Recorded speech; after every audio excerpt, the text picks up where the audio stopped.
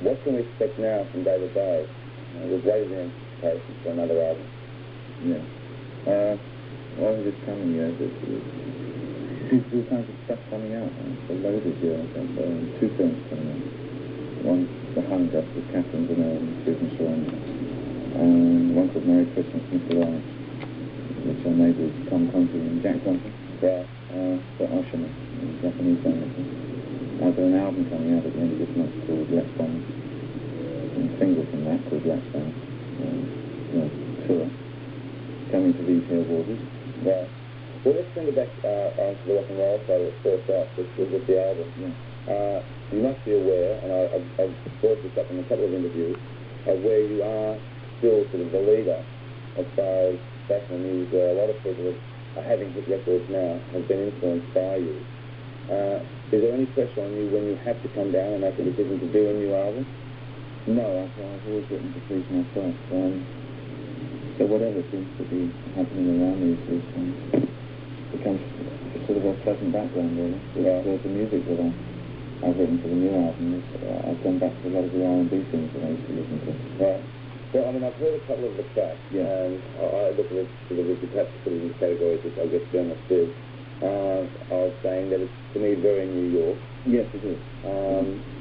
And with Niall as producer, obviously had a fair amount of influence on it. Yeah. Did New York have an influence on you writing the song? Yeah, I mean, I wanted specifically an R&B kind of sound. The best place for it would either have been Chicago or Detroit or New York. And most of the musician friends that I work with live in New York. I settled on that. Now, the title track is called Let's Dance, yeah. Which is a very danceable track. Yeah. When and where did you write that? Again, in fact, lyrically, the thing has a lot more to do with heroes than it has to do with the disco lyrics. There's a desperation behind the lyrics. And it's almost a sort of a last dance. It was going to be called Last Dance at one time, but it changed to Let's Dance. That came out of, I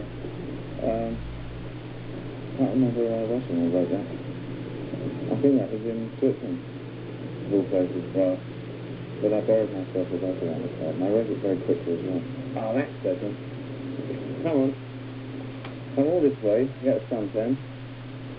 It's a cloudy day. It is a cloudy day. It's been hot earlier on now. Getting back to the film sort of Let's Dance, what possessed you then to come to Australia to do your 2 promotional films for the Let's Dance album? It's because of the sun. I think more directly, the subject matter of the promo set, I decided to make some kind of observation, social observation.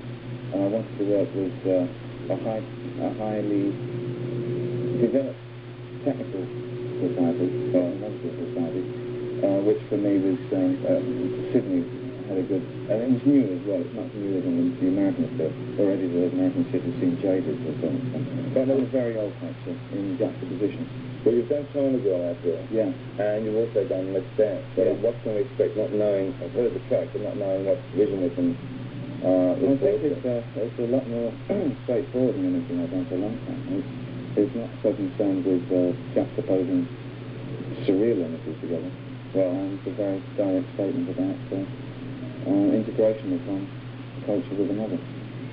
Well, the tracks I've heard of, Let's Dance, I think it's fantastic. Thank you very much. This is the single cover, which I don't know if you've seen or not.